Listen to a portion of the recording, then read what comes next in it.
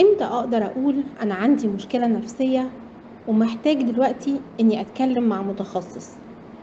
لو لقيت نفسي باتصرف تصرف من التصرفات اللي هنقولها دي، يبقى لقيت نفسي إن مع أي مشكلة أو أي أزمة بتواجهني عندي حاجة اسمها اضطرابات الأكل، باكل كتير جدا أو باكل قليل جدا. لو لقيتني بنام كتير جدا أو بنام قليل، وده اسمه اضطراب النوم.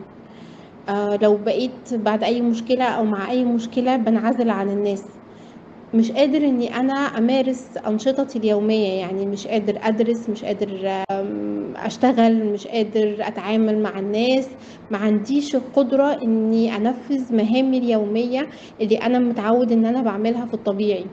لو بحس بغضب شديد مع أي موقف، حتى لو الموقف ده صغير، لو حاسس بيأس وإحباط، لو حسيت ان مع تكرار المشاكل او من ضغط المشاكل انا بقيت طول الوقت حاسس بتوتر، بقيت بنسى كتير، بقى عندي اوهام مختلفة، بقى مزاجي متقلب، بصول لأتفه الأسباب أو بفرح لأتفه الأسباب.